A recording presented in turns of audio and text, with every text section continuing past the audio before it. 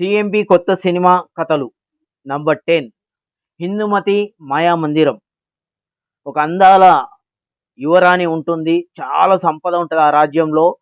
చాలామంది దేశ రాజులు, యువరాజులు గూడా ఆమెను పెళ్లి జేసుకోవాలి. పెళ్లి జేసుకుంటే మంచి భార్య దొరుకుతుంది. అలాగే ఆహ్, ఎనలేని సంపద లెక్కపెట్టలేనంత సంపద దొరుకుతుంది అనే ఆశతోటి చాలామంది ప్రయత్నం జేస్తారు. ఆమెతోటి మాట్లాడడానికి ఆమె మందిరంలోకి వెళ్తారు. వెళ్ళిన వాళ్ళెవరు బయటికి తిరిగి రారు. చాలా వాళ్ళ అమ్మ, నాన్న గూడా చాలా బాధపడుతుంటారు.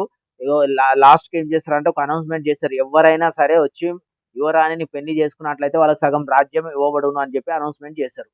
చాలామంది వెళ్ళిన యువరాజులు బయటికి రావట్లేదు. ఏందో ఏమిటో అని చెప్పి భయపడి ప్రాణాలకు ఆశతోటి ప్రాణాల భయంతోటి అక్కడికి ఎవ్వరు వెళ్ళడానికి ప్రయత్నించరు. కానీ ఒక కట్టెలు కొట్టుకునే అతను మాత్రము నేను వెళ్తాను అని చెప్పి చెప్తాడు.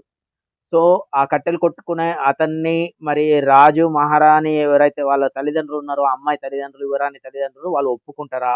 ఒకవేళ ఒప్పుకొని పంపిస్తే ఆ యువరాణి ఒప్పుకుంటుందా? ఒకవేళ ఒప్పుకున్నాక మందిరంలోకి పోయి బయటికి రాగలడా? అసలా మాయ మందిరం రహస్యం ఏంటి? అని చాలా చక్కగా ఫ్యామిలీ తోటి చిన్న పిల్లలు, పెద్దలు అందరూ గూడా బాగా ఎంజాయ్ చేసేటటువంటి సినిమా. మనకు దాదాపు ఇది కొంచెం మైథాలజికల్ టచ్ ఉంటుంది కాబట్టి ఒక 10, 12 కోట్లు ఖర్చు పెట్టినట్లయితే మినిమమ్ మనకు ఒక 60, 70 కోట్ల వరకు కలెక్షన్ చేసేటటువంటిది నేను ప్లాన్ చేస్తాను నేను. ఓహ్! నచ్చిన దర్శక నిర్మాతలు ఎవరైనా ఉంటే కింద ఇచ్చినటువంటి జీమెయిల్ ద్వారా సంప్రదించాల్సిందిగా రిక్వెస్ట్ చేస్తున్నాను. Thank you.